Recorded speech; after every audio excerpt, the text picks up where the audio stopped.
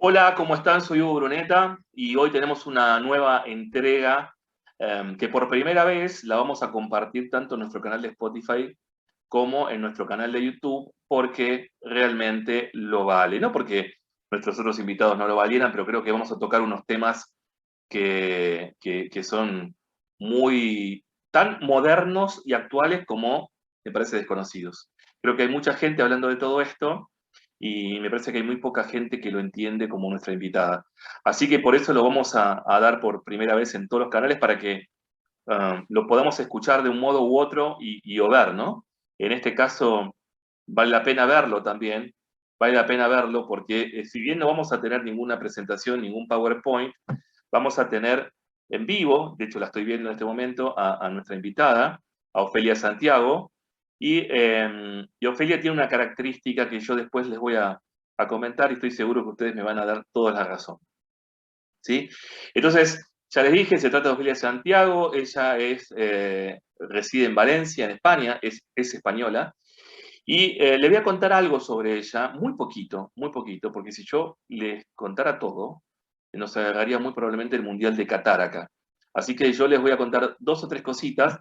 Ella es licenciada en Filosofía y Letras, es licenciada en Psicología, tiene un máster en Dirección de Organizaciones y Recursos Humanos, es especialista en Psicología del Trabajo y las Organizaciones, también se especializa en Gestión del Talento, equipos de alto rendimiento, liderazgo emocional, entre otras cosas. Pero más allá de los títulos, Ofelia es presidenta de Santiago Consultores, la compañía que ella misma fundó. Es una de las compañías asesoras más destacadas de Europa, y créanme que no es porque me lo haya dicho Ofelia, realmente está a la luz de Google, consultada permanentemente por los consejos de administración de las organizaciones privadas y gubernamentales más importantes del mundo. Ella es keynote speaker, no speaker, ella es keynote speaker de los eventos empresariales más relevantes y los más importantes, ¿sí?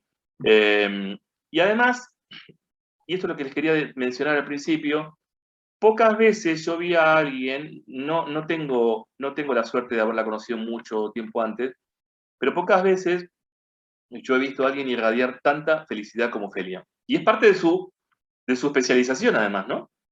Ella no habla de la felicidad, ella sabe cómo transmitir felicidad organizacional.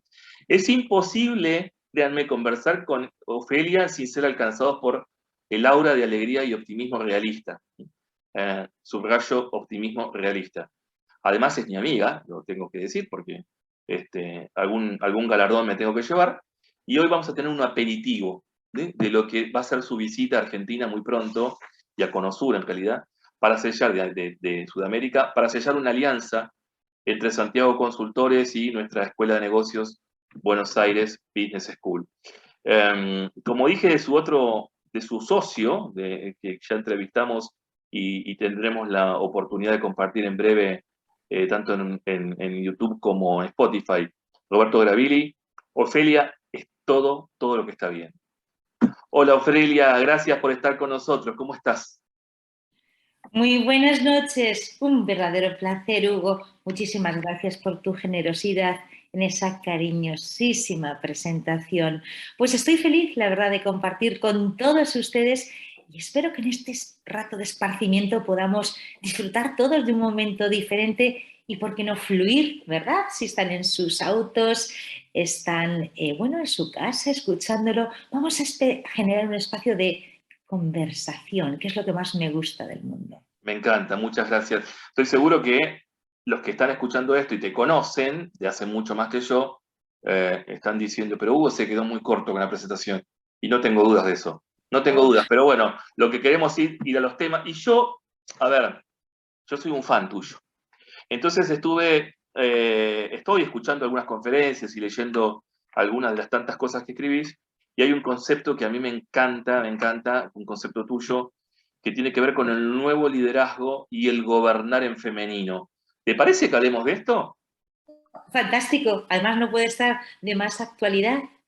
Tal cual, pero como dije al principio, una cosa es lo actual y otra cosa es lo real, el conocimiento real, ¿no? O sea, una cosa es lo que está de moda y otra cosa es lo que podemos infundir con conocimiento, que es tu caso. Entonces, antes, tengo algunas preguntas que quiero hacerte, pero antes ¿Qué es gobernar en femenino? Qué buena pregunta. Bueno, Hugo, gobernar en femenino para mí es ante todo una ceremonia de integración del talento multidiverso. Vendría a colación una pregunta que podríamos hacer en la gestión de la pandemia mundial, de este SARS-CoV-2 que aún nos está azotando en el mundo. Sería algo tan sencillo como decir, ¿qué tienen en común las primeras lideresas de Australia, Nueva Zelanda, de Finlandia, de Alemania? Pues han tenido en común la gestión de estas crisis de una manera muy diversa, o como lo han hecho algunos de los caballeros. Tienen en común una nueva manera de liderar, basada, por supuesto, en la consulta, la cooperación, la gestión a través del apoyo de equipos altamente competentes. Tienen en común la escucha, tiene en común la nutrición, pero sobre todo una comunicación altamente emocional, que desde la transparencia y una toma de decisión, por supuesto, ejecutiva a tiempo, explica, invita y nutre a todos y cada uno de los stakeholders que forman parte tanto de la sociedad como de las compañías o gobiernos en los que toman esas decisiones. Para mí, gobernar en femenino es incluir todas y cada una de las características de la femineidad, de lo femenino. Cuidado de lo femenino. Me estoy refiriendo al arquetipo inconsciente, si me permiten todos ustedes, de Carl Jung, donde se hace alusión, ¿verdad?, ese ánima frente al animus, que todos de nosotros poseemos, tanto damas como caballeros, e incluir esas características femeninas dentro de los procesos de gobernanza y gobernabilidad sería para mí liderar y gobernar en femenino. Espectacular, espectacular, me encanta la definición y, y me encanta el concepto en general. Yo, a ver, tengo una creencia y alguna vez escuché a un especialista en neurociencia que ratificaba desde los científicos esta creencia. Yo, por suerte, he tenido y tengo la posibilidad de trabajar con muchas mujeres en el mundo corporativo, mujeres ejecutivas, ¿no? Mujeres que ocupan cargos de alta dirección. Y a mí me parece, y a mí me parece que tienen, para los cargos de alta dirección, digo, CEO, tienen una visión más integradora del problema que el hombre, ¿sí? Yo no sé si eso es verdad, no sé si fue casualidad, a mí me tocaron todas estas mujeres que la verdad que son espectaculares en sus funciones, y me da la impresión que probablemente a veces el hombre sea un poco más, esté más dotado para lo que tenga que ver con lo puntual, y la mujer para lo general, ¿no? Para observar ese gran problema que une un montón de áreas. ¿Es una creencia mía? ¿Tiene algún sustento? Vas magníficamente encaminado. Aquí te respondo, si te parece, como neuropsicóloga. Evidentemente hay unas características diferenciales cerebralmente me estoy refiriendo, entre hombres y mujeres. Por ejemplo, vosotros tenéis un cerebro un poquito más grande, y de mayor peso, aunque nosotras tenemos, por ejemplo, una mayor cantidad de neuronas espejo. ¿Y para qué sirven esas neuronas espejo? Bueno, en general, si hablásemos de ese cerebro mamífero emocional, de ese segundo cerebro, surgiría cuando en las cuevas empezamos a desarrollarnos como clanes y tenemos que estar muy atentos a las señales del otro, a nutrir al otro, a servir al otro. Y por eso se desarrollan estas capacidades y no por otra cosa. Parece ser que la mujer ha seguido desarrollando, también culturalmente, no solo biológicamente. Yo soy de huir mucho de ese determinismo biológico. Me refiero más por aspectos culturales. Ha seguido desarrollando esas cualidades que efectivamente en la toma de decisión ejecutiva se notan. Pero si me permites, Hugo, yo prefiero hablar de personas. ¿Por qué? Porque no Dame. me gusta decir una mujer es así, un hombre no. Yo conozco hombres con una inteligencia emocional, con, una, con un ánima espectacular y, si me permiten, mujeres que tienen una toma de decisión mucho más masculina y ejercen un modelo de liderazgo tremendamente masculino, que, como bien dices, está mucho más centrado en la praxis, la lógica, la toma de decisión efectiva desde posiciones mucho más individualistas, mientras que la femenina está más centrada, como digo antes, a generar espacios de cooperación, a comunicar emocionalmente, a incluir la gestión de la diversidad y, por supuesto, a nutrir. Eso sí que es cierto. Totalmente de Repito, acuerdo. en casas generales. No, totalmente de acuerdo sobre que tenemos profesionales excelentes y no tanto, y dentro de los excelentes puede haber hombres y mujeres, y dentro de los no tanto puede haber hombres y mujeres. Yo, a ver, estoy totalmente convencido de eso, como pasa en cualquier profesión, como pasa en cualquier ámbito de la vida. Estoy de acuerdo. Lo que sucede es que de repente, yo llevo 30 años en esto, y cuando yo empecé era más complicado ver a mujeres, hablo en ese caso Argentina específicamente, ¿no? Después de Latinoamérica. Era más complicado ver a mujeres en cargos directivos, ¿sí? Sí, estaban en mandos medios, con mucha autoridad, pero no estaban en tantos cargos directivos. Y hoy realmente uno cree que se está haciendo justicia respecto de quién es la mejor persona para esto. ¿Jorge o María? Entonces, bueno, si es María, y si es Jorge, es Jorge. Y creo que en eso sí hemos progresado un montón. Algunas mujeres que están escuchando deben decir, falta un montón, Hugo. Tienen razón, falta un montón. Pero me parece que se ha progresado muchísimo. A eso yo me refería exactamente.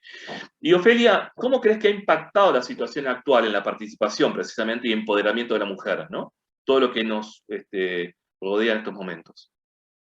Cuando hablamos de la situación actual, supongo que te refieres a, por una parte, los efectos de la pandemia, es Sí. decir, del SARS-CoV-2 o de la COVID-19, y además de la revolución tecnológica, la quinta revolución tecnológica para mí en la que nos vemos inmersas. ¿Te refieres a eso? Sí, me refiero a eso. Ok. Bueno, si habláramos de las consecuencias, de las terribles consecuencias que la pandemia ha generado, por una parte, evidentemente, en ese tiempo lo que hemos tenido es una aceleración de esa transformación, si me permiten, ya no solo digital, sino tecnológica, brutal, que ha cambiado toda nuestra experiencia de vida, tanto personal, social, política como económica. Podríamos decir que una de las principales consecuencias para mí ha sido la palabra aislamiento. De hecho, en mis últimas publicaciones estoy hablando de la generación C, la generación del confinamiento. Pero cuando pensamos en estos momentos, hablamos, digo, de aislamiento, confinamiento, distancia. Pero no podemos olvidar que esta situación no es en absoluto distinta desde hace muchos años para millones de mujeres que han vivido privadas de libertad. De hecho, el aumento, como todos sabemos, de la violencia de género en este momento de confinamiento ha sido notable, y organizaciones como la ONU Mujeres ya han dado la voz de alarma. ¿Qué quiero decir con esto?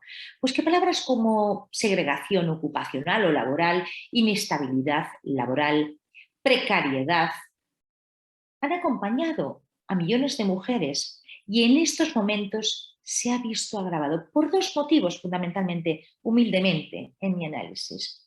Por una parte, por de qué manera ha impactado ese SARS-CoV-2 en la sociedad, teniendo en cuenta que las mujeres representan el 75% del sector servicios. ¿Y qué implicaciones tiene estos? Muy importantes. Sectores como la hostelería, el comercio, fundamentalmente, y por supuesto la educación o incluso la sanidad, han sido las que más han notado las consecuencias negativas, no solo económicas, sino respecto a la gestión de la salud de nuestras mujeres. Si el 75% de nuestras mujeres están metidas en estos sectores, que son a su vez los que más han sido azotados por esta pandemia, vamos a tener una mayor precariedad. Ha habido una destrucción masiva de empleo en gran parte de estos sectores, y además, Hugo, tenemos que tener en cuenta dónde estaban nuestras mujeres, en ese front office, es decir, delante de los servicios sanitarios, delante del cuidado de nuestras personas vulnerables, y muchas veces además han tenido que soportar esa tensión con el cuidado a su vez de sus personas y de los seres que tenían a su cargo. Eso por una parte. Y por otra, no podemos olvidar que para mí la brecha que existía hasta hace 2 años entre hombres y mujeres, salarial, económica, social y por supuesto ocupacionalmente, se ha abierto aún más. Por tanto, a la brecha que antes estaba comentando respecto a la inestabilidad social, la ostentación de cargos realmente de representación y dirección, ahora se suma una brecha tecnológica, Hugo. Mira, en un último estudio que hemos terminado no más de 2 semanas aproximadamente con una de mis socias neoyorquina en un importante índice que estamos generando, podríamos ya arrojar los primeros datos donde lo que ha regresado la mujer no va a ser inferior a 75 años, Hugo, es decir, la convergencia salarial, social, ocupacional, sobre todo en determinados órganos de decisión, tomando en cuenta que la economía que tenemos ahora es una economía tecnológica que ha afectado especialmente a la mujer, a las niñas y a las adolescentes. Muchas de ellas han tenido que dejar de estudiar porque no podían asistir a la escuela y tenían que desarrollar labores en sus hogares. Bueno, pues como digo, no solo estamos más cerca de converger, sino que la brecha para mí se ha de alguna forma aumentado o al menos no tiene visos de reducirse en los próximos años. Estas son grandes y malas noticias para la sociedad, no para las mujeres. De esta tenemos que salir todos coordinados. Es un tema social, es un tema que tenemos que gestionar desde toda y cada una de la diversidad que constituye nuestra sociedad actual. Me deja, me deja asombrado este dato que vos acabás de pasar, bueno, que son estudios que están haciendo ustedes con diferentes organizaciones mundiales. Y yo no tenía idea, o sea, sé perfectamente que hubo un montón de cambios y ahora específicamente hablando del confinamiento, realmente hubo retroceso en un montón de aspectos y hablando del mundo laboral en general, yo creo que pasaron un montón de cosas buenas y malas, ¿no? Buenas era que el que sabe trabajar por objetivos lo logró y el que no sabe trabajar por objetivos está realmente pendiendo de un hilo en su trabajo. Hombre, mujer, no estoy hablando ahora de ningún género en particular, ¿no? Porque hay gente que necesitaba, yo estoy viendo, hay gente que necesitaba ser, perdón por la palabra, ¿no? Pero ser controlada en lo físico. Entrar a una hora, salir a una hora. Entonces yo veo que hay gente que se adaptó bien. Y claro, no sé si el mundo, a ver, no creo que seamos los únicos nosotros que nos demos cuenta, pero no sé si el mundo se ha dado cuenta del cambio cultural que está sufriendo la economía laboral. En este aspecto, Ofelia, ¿qué retos tiene la mujer? A ver, actualmente, ¿no? ¿Cuáles son los desafíos que tiene que encarar la mujer? O afrontar, mejor dicho, la mujer. Actualmente, pero permíteme que termine una cosa que acabas de decir tú que es importante. Mira, justo de lo que estabas comentando, no podemos olvidar que me está viniendo a la cabeza la última encuesta que estudié de la CEPAL, lo digo porque quiero contextualizarlo exactamente en la región Latinoamérica y Caribe, que es muy importante. Esa encuesta, la última que yo he estado estudiando, arrojaba unas cifras que a mí me preocuparon muchísimo, lo que llaman la encuesta del tiempo, efectivamente, del uso del tiempo en América Latina y la región Caribe. Bueno, pues arrojaba que durante estos años, estos 2 años y medio en los que hemos estado viviendo la pandemia, las mujeres han dedicado entre 22 y 42 horas al trabajo en el hogar y trabajo no remunerado. ¿Qué implica eso? Que mientras muchas personas se han podido, sobre todo hombres, formar, digitalizar, tecnificar y, por tanto, transformar no solo personalmente, sino los modelos de negocio, sus propios emprendimientos, muchas mujeres han tenido que dedicar 3 veces más de tiempo en la región latinoamericana y Caribe a las tareas del hogar o, como digo, a trabajos no remunerados. Eso, lógicamente, unido a que muchas de ellas han tenido que dejar de estudiar por los temas que hemos comentado anteriormente, van a generar una brecha aún mayor de la que ya existía. Y respondiendo a esto exactamente a lo que me has preguntado, ¿qué retos para mí tiene la mujer? Yo creo que los organizaríamos en 6 o 7 que me están viniendo ahora. Mira, el primero, tenemos presente un reto muy importante que es la educación. Hugo, ¿estamos animando a nuestras niñas y a nuestros niños de igual manera a que desempeñen su talento en cualquier lugar de los distintos sectores que ahora gobiernan el mundo? Me explico. Estamos incentivando a nuestras niñas que estén presentes dentro de la sociedad, de la educación y por tanto de la economía tecnológica. Las invitamos a que sean desarrolladoras de inteligencia artificial. ¿Cuántas de ellas van a formar parte de los metaversos? La respuesta es que en las altas ingenierías y sobre todo en las STEM, en algunas partes perfiles técnicos no llegan al 7%. De la misma manera que son mayoritarias en sectores como la salud o la educación. O sea, la educación para mí es un reto que debemos de tomarnos muy en serio.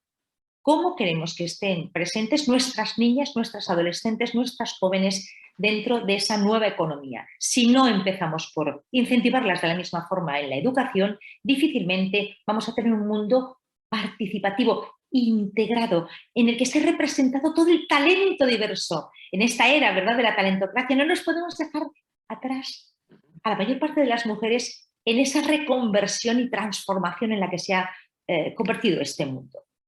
El segundo reto para mí, una vez hemos hablado de la educación, serían las estereotipias, los temas culturales, si me permites incluso ese inconsciente colectivo que es mucho más poderoso para mí que la ley.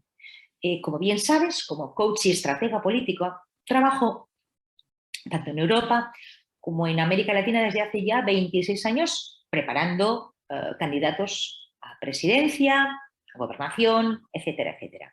¿Qué intento decir con esto? Muchas veces es mucho más importante el peso cultural, el inconsciente colectivo de un país, de una sociedad, y es más fácil cambiar una ley, me estoy refiriendo a la ley de cuotas, de participación de la mujer en el Senado, en los boletos que llamamos, ¿verdad?, en Latinoamérica, que cambiar la cultura.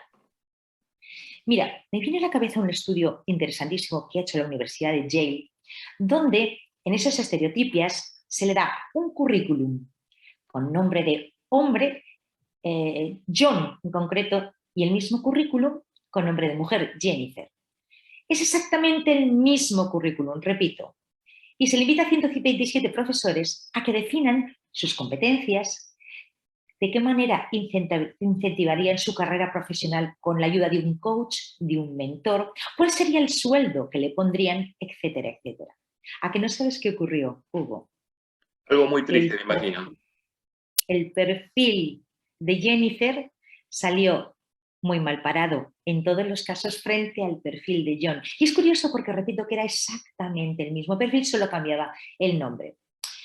Dicho de otra manera, y aquí como pues directiva de distintas empresas hasta fundar la mía dentro del capital humano, podría decir que a un hombre se le contrata por su potencial y a una mujer se la contrata por sus logros demostrados. Esto sería el segundo, hablando de estereotipias. Podría hablar de 1000 cosas más, pero me encantaría hacer algo muy sucinto. Entonces, 1, educación; 2, estereotipias, inconsciente colectivo; 3, un reto muy importante sigue siendo la conciliación, sobre todo en los países en vías de desarrollo y en la región, nuestra amada América y región Caribe, con los datos que he comentado antes de la CEPAL. La conciliación laboral sigue siendo una asignatura pendiente a nivel mundial, a nivel global.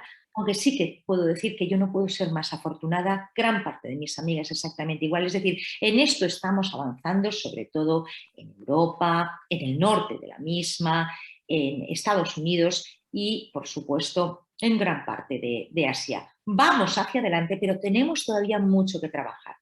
El cuarto para mí tendría que ver con los modelos, ¿verdad?, de tanto liderazgo como cultura masculinizada en las organizaciones. ¿Qué quiero decir con esto, Hugo? Además de que, evidentemente, el que haya muchas menores mujeres en los cargos de alto gobierno implica que tienen muchas menores casos excelentes que imitar nuestras niñas. Es cierto que el modelo de liderazgo en muchas organizaciones se considera como referente el masculino por defecto. Por tanto, en el mejor de los casos, si la mujer es capaz de ya ascender a esos lugares, se la va a comparar con ese modelo de liderazgo, pero es algo normal y cultural. Lo mismo ocurre con la cultura, como digo, de las organizaciones, está en muchos casos masculinizada, aunque repito, por ejemplo, en Europa esto lo hemos trabajado bastante y hemos evolucionado mucho, pero a nivel global es una asignatura también pendiente que debemos de abordar lo antes posible entre todos. No es un problema de mujeres, es un problema social. Otro reto, el quinto y muy importante, es lo que yo llamo el síndrome de la superwoman. Tengo muchas compañeras, asociaciones a las que pertenecemos, por ejemplo, la Asociación Española de Consejeras Ejecutivas, etcétera, etcétera. Y muchas veces tengo amigas que me dicen: Jesús, parece como si tuviera que demostrar cada día de mi vida que soy merecedora de mi puesto. Cuidado con esto, Hugo, que soy merecedora de mi puesto. Pero además, a veces hay un coste inmenso, perdón, de poner a prueba tus recursos psicológicos, energéticos, emocionales y, por supuesto, físicos. Es como si se exigiera que la mujer fuera perfecta, infalible, ágil, efectiva y, por supuesto, con gran carácter. Y esto desgasta al mal pintado. Y algunas consideran que tienen que sufrir este síndrome de la superwoman. Y finalmente, entre el sexto reto estaría lo que tiene que ver con los techos de cristal. Es decir, ¿existen techos de cristal? Por supuesto. Como bien sabemos, es un tema, ¿verdad?, que se acuñó a finales de los 80 y es cierto que tanto en el área económica, social como en la política hay un lugar en el que cuesta muchísimo ascender. Y es cierto que además de esos techos de cristal, ahora debemos de añadir lo que antes hemos comentado, techos tecnológicos. Y para finalizar, el séptimo reto para mí es muy importante y es la falta real, en muchas ocasiones, de un empoderamiento efectivo de la propia mujer. Esto es algo de lo que no muchas veces escucho hablar y no paro de ver en las personas, damas, que confían en mí tanto para su desarrollo político como el ejecutivo. A veces es una cuestión de autoestima, a veces es una cuestión de no creer en sí misma porque no se les para de ponerlas a prueba. A veces es una cuestión de no apoyo incluso familiar, sobre todo en el ámbito político, o no apoyo de la propia estructura social, económica o de la organización, donde hay luchas intestinas muy importantes. No nos olvidemos muchas veces entre las propias mujeres, mucho ego suelto y muy poca compasión y comprensión de que esta situación no es un tema de mujeres, sino un tema social que tenemos que trabajar entre todos. Excelente, excelente. Qué gran análisis y tan claro, ¿no? Con estos 7 puntos. Una de las cuestiones que yo te iba a preguntar a continuación, y vos ya hiciste referencia, tiene que ver con los techos de cristal. No sé bien de dónde viene el término ese, si me podés contar un poquito. Con gusto. Bueno, ¿O en qué los techos de consiste? cristal sí, no deja de ser una metáfora. Creo que es una metáfora que ha ido poniéndose de manifiesto. Por primera vez se publica en 1987, creo recordar, en un informe precisamente sobre la mujer ejecutiva y lo difícil de acceso a determinados lugares de alto gobierno, que publica el Wall Street Journal, efectivamente. ¿Para hacer qué? Para ilustrar que parece que existe un lugar en el cual esa diferencia de representación entre hombres y mujeres se hace de manifiesto, donde existe una barrera efectiva, aunque parece invisible, transparente, pero efectiva, que permite a la mujer ir ascendiendo en posiciones de toma de poder hasta un determinado lugar. Y ahí es donde se dice que existe un techo de cristal. Pero si me permites, Hugo, a esto le añadiría un concepto que me encanta de una compañera, ¿verdad?, de profesión, la brillante Nuria Chinchilla, que habla de techos de cemento. Para diferenciar el uno del otro, el techo de cristal, bueno, se ilustra de la manera que he hecho anteriormente, y el de cemento es el que la mujer se impone a sí misma, viendo el coste tanto emocional, psicológico, energético, que implica el ocupar ese puesto de alto poder por una sociedad no preparada para esa situación. No sé si me he explicado correctamente. Sí, más que claramente, si se puede decir, no sé si existe el más que claramente, pero sí, más que claramente. Yo, bueno, hace muchos años dirijo diferentes cursos de posgrado o diplomaturas, ¿no? Y no tengo una cifra exacta, pero si yo tuviese que decir cuántos hombres y mujeres vienen a nuestros cursos, y yo diría, sin dudar, 70% mujeres y 30% hombres, ¿no? Entonces yo una vez le pregunté, había un curso particularmente, que eran solo mujeres, nunca me voy a olvidar porque eran 17 mujeres y no había un solo hombre. Entonces yo les pregunté, ¿por qué creen que no hay hombres y hay solo mujeres? A ver, estamos hablando de temas de business intelligence, de marketing, de métricas de marketing, de customer experience. No estamos hablando de algo que le podría interesar solo a una mujer, aunque no me viene ningún tema a la cabeza. Y una de ellas me dijo, Hugo, es porque nosotras nos tenemos que esforzar más. Y a mí me quedó grabado eso, y yo me quedé con eso y le di la razón, y creo que pasa por ahí, ¿no? Y lo que se podría ver como algo no tan bueno, está bueno, ¿no? Yo voy a dar un ejemplo que no tiene nada que ver con esto y espero que nuestros oyentes lo entiendan como tal. No es mi ídolo, ni mucho menos, pero yo leí hace un tiempo unos artículos sobre Richard Branson, el multimillonario que tuvo un montón de cuestiones para llevar a cabo, de desafíos para llevar a cabo. Y me enteré, por otro libro que se llama Los Outliers, que Richard Branson tiene un grado bastante avanzado de dislexia, bastante alto de dislexia, ¿no? Entonces él dice, gracias a Dios tengo dislexia, porque me esforcé muchísimo más que el resto, y creo que por eso sobresalí. O sea, estoy hablando del esfuerzo en general. A veces uno puede esforzarse por sí mismo y a veces tiene la necesidad de que algo lo empuje a esforzarse más. Y realmente al final, y no tan al final, se ve la diferencia. Así que sigan esforzándose más. Les hablo a mis amigas o mis exalumnas, muchas de ellas hoy en puestos directivos y CEOs de grandes empresas, y realmente hay mucho por hacer, como bien decís, Ofelia, de toda la sociedad. Me queda súper claro eso, súper claro eso. Así que bueno, Ofelia, yo no sé, no tengo palabras para agradecerte este tiempo que has estado con nosotros, y le vuelvo a contar a nuestros oyentes y seguidores de YouTube que pronto vas a estar aquí con nosotros en Argentina y probablemente en algunos otros países de la zona, de la región, como probablemente Paraguay, Uruguay. Y bueno, vamos a estar desarrollando todo esto, pero en persona, y empezando a trabajar juntos en un camino que espero que sea largo, productivo, y estoy seguro que será feliz. Absolutamente. Muchísimas gracias, de verdad.